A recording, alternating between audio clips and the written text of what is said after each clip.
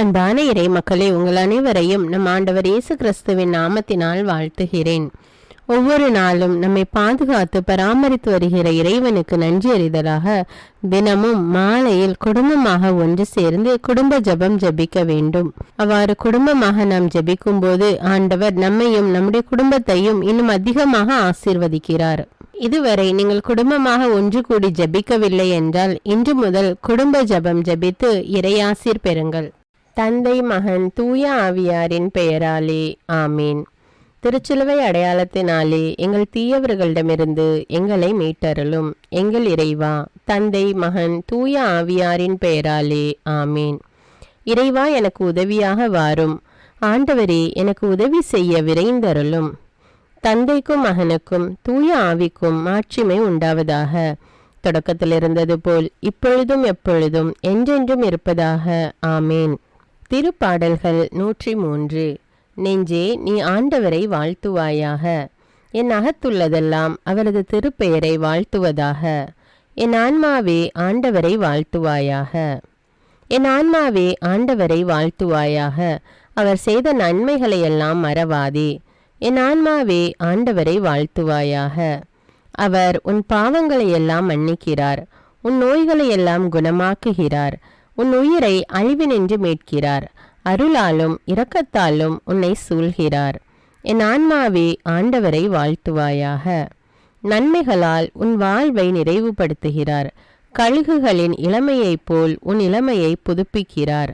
என் ஆன்மாவே ஆண்டவரை வாழ்த்துவாயாக. நீதியின் செயல்களை புரிகிறார் ஆண்டவர், துன்புற்றோர் யாவருக்கும் நீதி வழங்குகிறார். மொய்சனுக்கு தம் வழிகளை வெளிப்படுத்தினார், இஸ்ரவேல் மக்களுக்கு தம் செயல்களை விளங்க செய்தார். என் ஆன்மாவே ஆண்டவரை வாழ்த்துவாயாக. ஆண்டவர் இரக்கமும் கருணையும் உள்ளவர், சினம் கொள்ள தாமதிப்பவர், ஏராளமான காருண்யம் கொண்டவர், ஓயாமல் கடிந்து கொள்பவர் அல்ல, முடிவின்றி கோபம் காட்டுபவர் அல்ல. என் ஆன்மாவே ஆண்டவரை வாழ்த்துவாயாக. நம்முடைய பாவங்களுக்கு ஏற்றபடி நம்மை தண்டிப்பதில்லை, நம் குற்றங்களுக்கு தக்கபடி நமக்கு ஆக்கினை இடுவதில்லை. என் ஆன்மாவே ஆண்டவரை வாழ்த்துவாயாக. ஏனெனில் வானுலகம் பூ உலகத்திற்கு எவ்வளவு உயர்ந்துள்ளதோ அவ்வளவுக்கு அவர் தமக்கு அஞ்சு நடப்பவர்களுக்கு தயவு காண்பிக்கிறார். மேல் திசைக்கும் கீழ்த்திசைக்கும் எவ்வளவு தூரமோ அவ்வளவு தூரத்திற்கு நம் பாவங்களை நம்மிடமிருந்து அகற்றியுள்ளார். என் ஆன்மாவே ஆண்டவரை வாழ்த்துவாயாக. தந்தை தன் மக்களுக்கு இறங்குவது போல் ஆண்டவர் தமக்கு அஞ்சுகிறவர்கள் மேல் இரக்கம் காண்பிக்கிறார். ஏனெனில் அவர் நம்முடைய நிலைமையை நன்றாய் அறிந்திருக்கிறார்.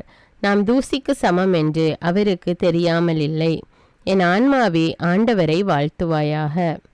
மனிதனின் வாழ்நாள் புல்லை போன்றவை, வயல்வெளிகளின் பூக்களைப் போல் காற்றடித்ததும் அது வதங்கி விடுகிறது, இருக்கிற இடம் தெரியாமல் போய்விடுகிறது. என் ஆன்மாவே ஆண்டவரை வாழ்த்துவாயாக. ஆண்டவருடைய தயவோவெனில் அவருக்கு அஞ்சி நடப்போர் மீது என்றென்றும் நிலை நிற்கும். அவருடைய நீதியோ அவருடைய உடன்படிக்கையை கடைபிடித்து அவரது கற்பனைகளின்படி நடக்க அவற்றை நினைவு கூறும் தலைமுறைகள் மீது நிலைத்திருக்கும். என் ஆன்மாவே ஆண்டவரை வாழ்த்துவாயாக. ஆண்டவருடைய வார்த்தையை கேட்டு அவருடைய சொற்படி நடக்கும் ஆண்டவரின் வல்லமை உள்ள தூதர்களே, அவரை வாழ்த்துங்கள். ஆண்டவருடைய திருவுளப்படி நடக்கும் அவருடைய ஊழியர்களே, அவருடைய சேனைகளே, அவரை வாழ்த்துங்கள். என் ஆன்மாவே ஆண்டவரை வாழ்த்துவாயாக. ஆண்டவருடைய சகல படைப்புகளே, அவருடைய ஆளுகை செல்கிற இடமெங்கும் அவரை வாழ்த்துங்கள். என் ஆன்மாவே ஆண்டவரை வாழ்த்துவாயாக. என் ஆன்மாவே ஆண்டவரை வாழ்த்துவாயாக. தந்தைக்கும் மகனுக்கும் தூய ஆவிக்கும் மாட்சிமை உண்டாவதாக. தொடக்கத்தில் இருந்தது போல இப்பொழுதும் எப்பொழுதும் என்றென்றும் இருப்பதாக ஆமீன். மார்க்கு அதிகாரம் 2. முடக்குவாதமுற்றவரை குணப்படுத்தல். சில நாள்களுக்கு பின் இயேசு மீண்டும் கப்பர்நகமுக்கு சென்றார்.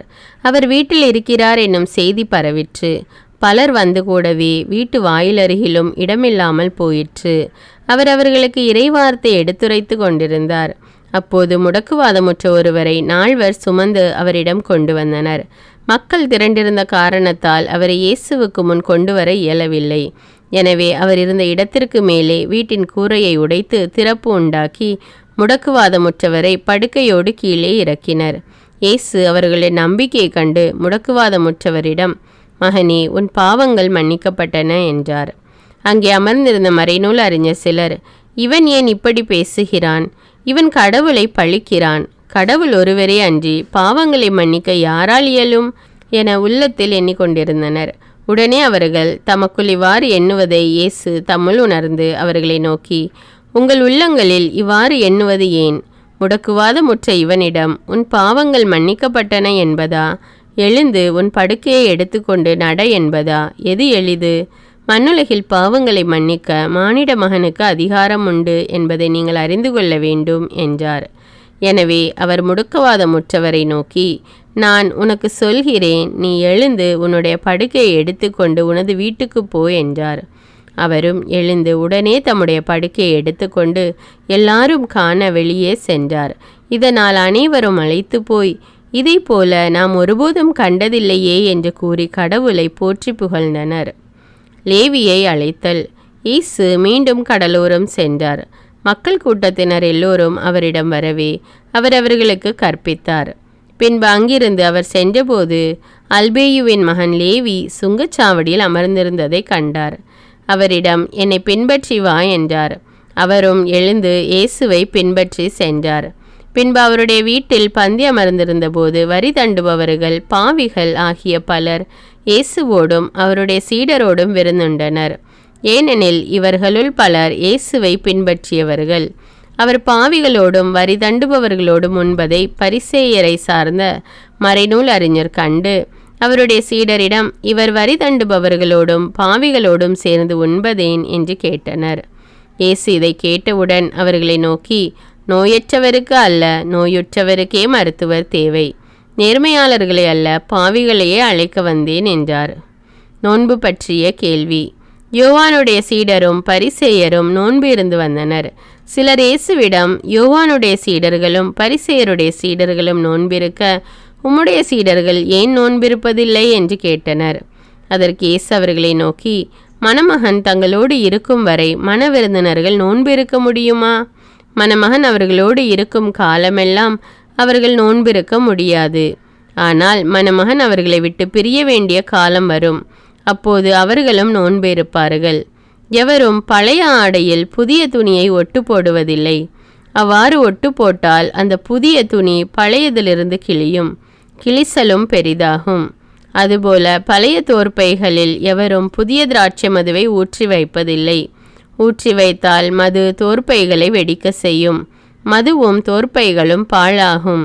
புதிய மது புது தோற்பைகளுக்கே ஏற்றது என்றார். ஓய்வு நாளில் கதிர் கொய்தல். ஓய்வு நாளில் இயேசு வயல்வெளியே செல்ல நேர்ந்தது.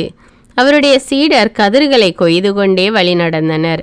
அப்பொழுது பரிசேயர் இயேசுவிடம், பாரும், ஓய்வு நாளில் செய்யக்கூடாததை ஏன் இவர்கள் செய்கிறார்கள் என்று கேட்டனர். அதற்கு அவர் அவர்களிடம், தாமும் தம்முடன் இருந்தவர்களும் உணவின்றி பசியாயிருந்தபோது தாவீது என்ன செய்தார் என்பதை நீங்கள் வாசித்ததே இல்லையா? அபியத்தார் தலைமை குருவாய் இருந்தபோது தாவீது இறை இல்லத்திற்குள் சென்று குருக்களை தவிர வேறு எவரும் உண்ணக்கூடாத அர்ப்பண அப்பங்களை தாம் உண்டதுமன்றி தம்மோடு இருந்தவர்களுக்கும் கொடுத்தார் அல்லவா என்றார். மேலும் அவர் அவர்களை நோக்கி, ஓய்வு நாள் மனிதருக்காக உண்டாக்கப்பட்டது, மனிதர் ஓய்வு நாளுக்காக உண்டாக்கப்படவில்லை. ஆதலால் ஓய்வு நாளும் மானிட மகனுக்கு கட்டுப்பட்டதே என்றார். பாவங்களுக்காக மனம் வருந்தி மன்னிப்பு கேட்போம்.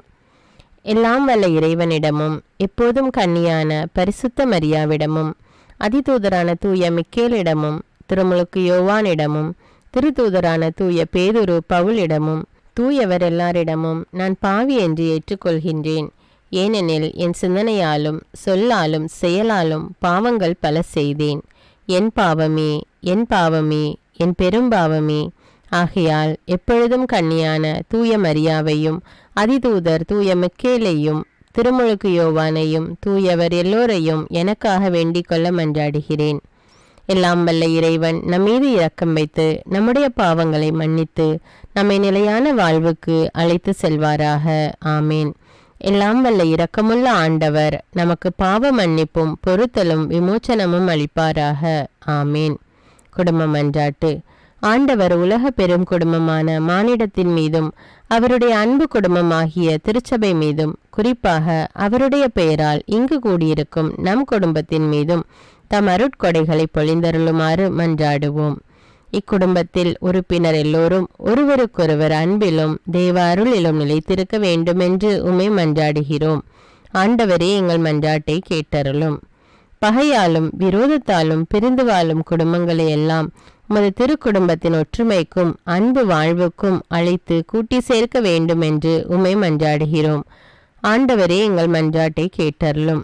இக்குடும்பத்தின் மக்கள் எல்லாம் உமக்கும் மனிதருக்கும் உகந்தவர்களாகி ஞானத்திலும் வயதிலும் அருளிலும் வளர்ந்தோங்க வேண்டும் என்று உம்மை மன்றாடுகிறோம். ஆண்டவரே, எங்கள் மன்றாட்டை கேட்டருளும். இக்குடும்பத்தின் வியாதி துன்ப வருத்தங்களில் நீரே துணையாக நின்று உமது வலக்கரத்தால் பசாசின் சக்திகளை விரட்டியோட்டி தயை புரியுமாறு உம்மை மன்றாடுகிறோம். ஆண்டவரே, எங்கள் மன்றாட்டை கேட்டருளும். தரித்திரம், வியாதி, சாவு, கவலை இவற்றால் துன்புறும் குடும்பங்கள் எல்லாம் உமது அளவற்ற அன்பிலும் பராமரிப்பிலும் நம்பிக்கை கொள்ளுமாறு உதவி புரிய உம்மை மன்றாடுகிறோம். ஆண்டவரே, எங்கள் மன்றாட்டை கேட்டருளும். இங்கு இப்பொழுது பிரசன்னமாயிராத இக்குடும்பத்தை சார்ந்த உறுப்பினர் எல்லோரையும் சகல ஆன்ம சரீர ஆபத்துக்களிலிருந்து காப்பாற்றி உமது அன்பிலும் அருளிலும் வைத்து காத்தருளுமாறு உம்மை மன்றாடுகிறோம். ஆண்டவரே, எங்கள் மன்றாட்டை கேட்டருளும். இக்குடும்பத்தில் மரித்தவர்கள் விசுவாசத்தின் முத்திரையோடு எங்களுக்கு முன் சென்று சமாதானத்தில் நித்திரை செய்கின்ற எல்லா மரித்த விசுவாசிகளுக்கும் நித்திய இலைப்பாற்றி தந்தருள வேண்டும் என்று உம்மை மன்றாடுகிறோம். ஆண்டவரே, எங்கள் மன்றாட்டை கேட்டருளும். இப்பொழுது நம் ஒவ்வொருவருடைய சொந்த கருத்துக்களுக்காக மௌனமாக சிறிது நேரம் ஜெபிப்போம். எல்லாம் வல்ல சர்வேஸ்வரா, உமது திருமகன் இயேசு கிறிஸ்து மரியாளுக்கும் சூசையப்பருக்கும் பணிந்து குடும்ப வாழ்வை சொல்லறிய புண்ணியங்களால் அர்ச்சிக்க வேண்டும் என்று திருவுளமானீர். அவருடைய பெயரால் இங்கு கூடியிருக்கும் இக்குடும்பத்தை கண்ணோக்கி பாரும். அத்திரு குடும்பத்தின் முன்மாதிரிகையை இக்குடும்பமும் கண்டு பாவித்து இறுதியில் திரு ஏக சர்வேஸ்வரனாய் வாழும் உமது நித்திய குடும்பத்திற்கு வந்து சேர அருள் புரியும். உம்மோடும் பரிசுத்த ஆவின் ஐக்கியத்தில் சர்வேஸ்வரனாய் என்றென்னும் வாழ்ந்து ஆட்சி செய்கின்ற எங்கள் ஆண்டவரும் உம்முடைய சுதனுமாகிய அதே இயேசு கிறிஸ்துவின் வழியாக உம்மை மன்றாடுகிறோம். ஆமீன். இயேசு வாழ்ந்து இறந்தார் என்பது நற்செய்தி அல்ல. அவர் இறந்து உயிர் தெழுந்து இன்றும் வாழ்கிறார் என்பதே நற்செய்தி. ஆண்டவர் நம்மோடு வாழ்ந்து கொண்டிருக்கும் போது நாம் ஏன் கவலைப்பட வேண்டும்? நம்முடைய மன்றாட்டுக்கள் விண்ணப்பங்கள் அனைத்தையும் நன்றியோடு நம் ஆண்டவருடைய சமூகத்தில் இப்பொழுது எடுத்து வைப்போமா? பரலோகத்தில் இருக்கின்ற எங்கள் பிதாவே, விண்ணையும் மண்ணையும் படைத்தவரே, இக்காலத்துக்கும் அரசராயிருக்கின்ற ஒரே கடவுளே, மிகுந்த இரக்கமுடைய இறைவா, படைகளின் ஆண்டவரே, எங்கள் பாவங்களை மன்னிக்கும் தெய்வமே, எங்களுக்கு சமாதானத்தை அருள்பவரே, வெற்றியை கொடுக்கும் தேவனே, எங்களை குணமாக்கும் தந்தையே, எங்களை காண்கிறவரே, வழி நடத்துபவரே, ஆறுதலின் தெய்வமே, தம் ஒரே மகன் மீது நம்பிக்கை கொள்ளும் எவரும் அழியாமல் நிலை வாழ்வு பெறும் பொருட்டு அந்த மகனையே அளிக்கும் அளவுக்கு உலகின் மேல் அன்பு கூர்ந்தவரே, தம்மை நோக்கி மன்றாடும் யாவருக்கும் உண்மையாய் தம்மை நோக்கி மன்றாடும் யாவருக்கும் அருகில் இருக்கும் ஆண்டவரே, உம்மை ஆராதிக்கிறோம், உம்மை போற்றுகிறோம், உம்மை துதிக்கிறோம், உமக்கு நன்றி செலுத்துகிறோம்.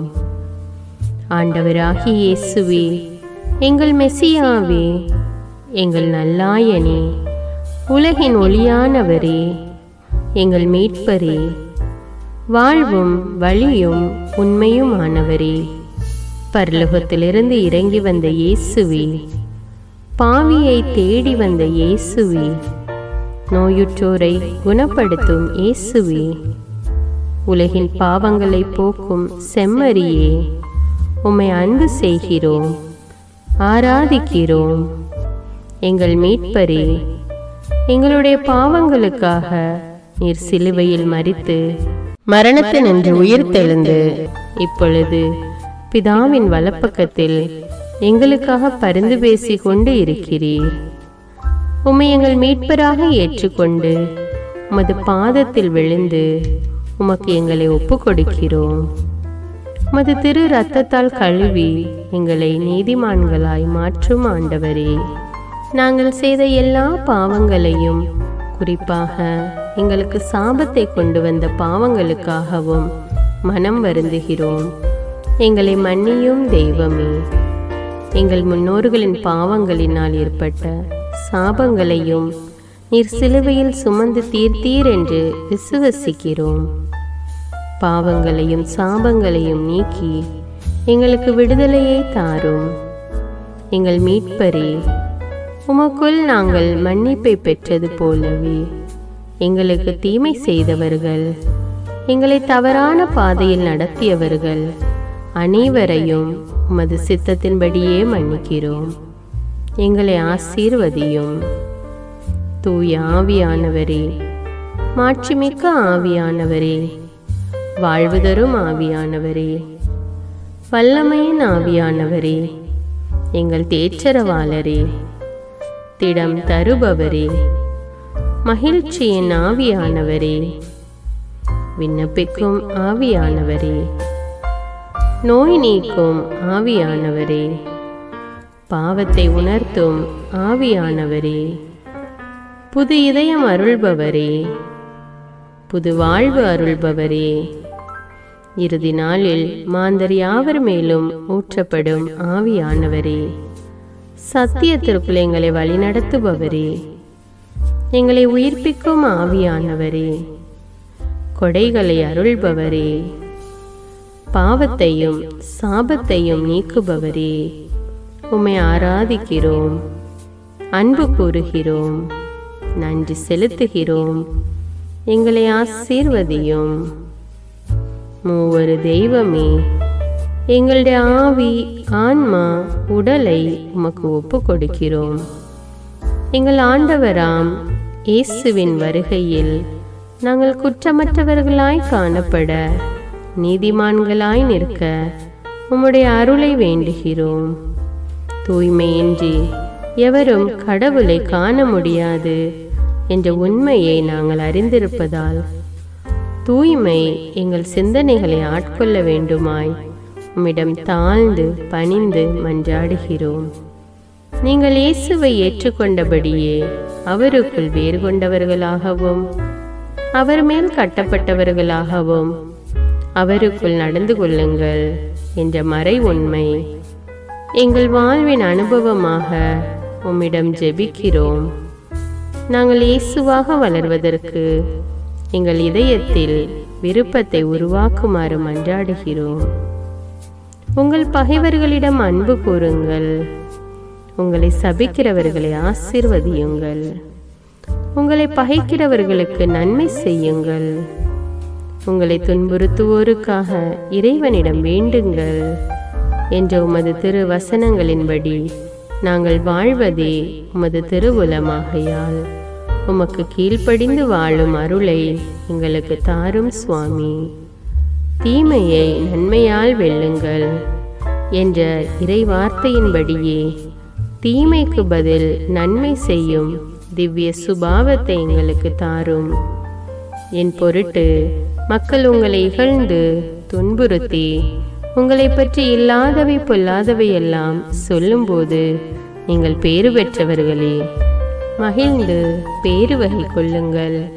ஏனெனில் விண்ணுலகில் உங்களுக்கு கிடைக்கும் கைமாறு மிகுதியாகும் என்ற உமது போதனையின்படியே எங்களுடைய இறை வாழ்வில் மற்றவர்கள் எங்களை புறக்கணிக்கும் போதும் நிந்தைக்குள்ளாக்கும் போதும் தீயதை பேசும் போதும் நாங்கள் அமைதி காத்து உமது பாடுகளை தியானித்து மிக சிறிய பாடுகளும் எங்களை இயேசுவை போல மாற இயேசுவுக்கு சாட்சி பகர உதவும் என்றுணர்ந்து அதுபோன்ற சூழ்நிலைகளில் உமக்கு நன்றி கூறுவதே உயர்வானது என்று நாங்கள் உணர செய்தருளும்.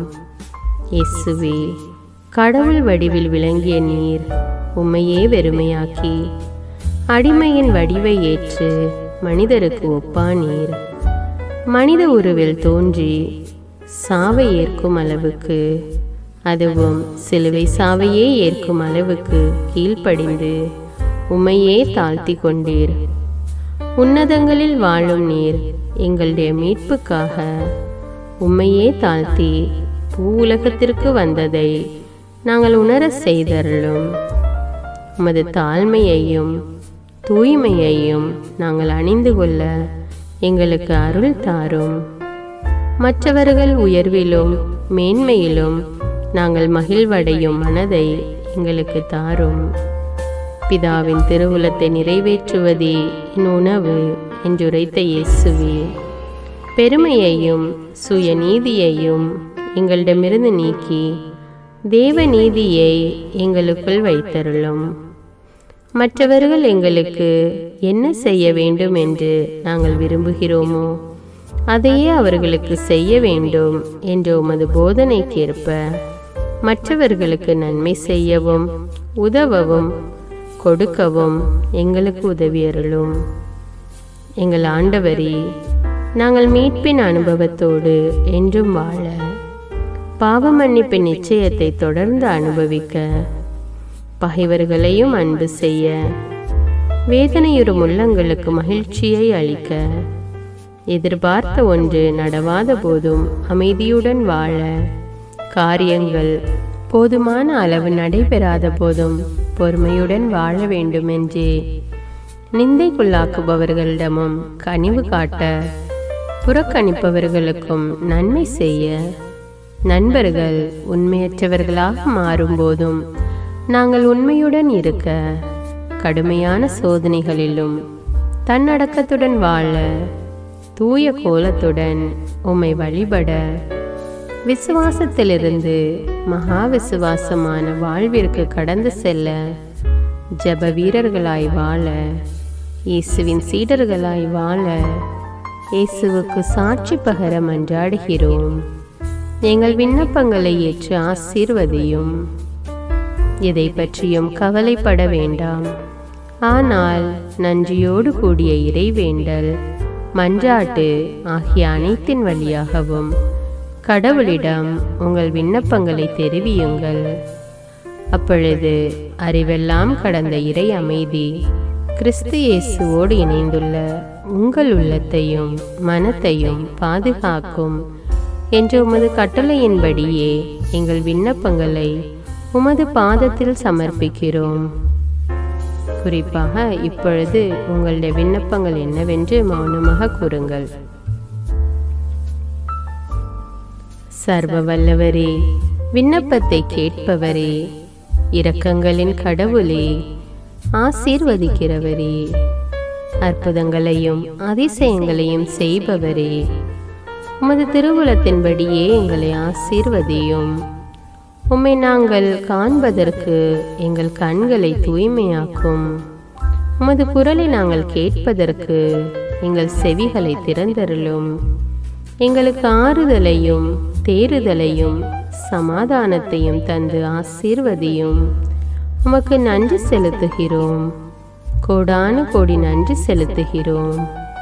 துதி, கன, மகிமை, மாட்சிமை யாவற்றையும் உமக்கே செலுத்துகிறோம். எங்கள் ஆண்டவராம் இயேசுவின் இனிய நாமத்தில் ஜெபிக்கிறோம் எங்கள் நல்ல பிதாவே, ஆமீன். இந்த வீடியோ உங்களுக்கு பயனுள்ளதாக இருந்தா என்பதை எனக்கு கமெண்ட்ஸில் தெரியப்படுத்துங்கள். மேலும் இந்த வீடியோவை பிறரோடு ஷேர் செய்து கொள்ளுங்கள். நன்றி.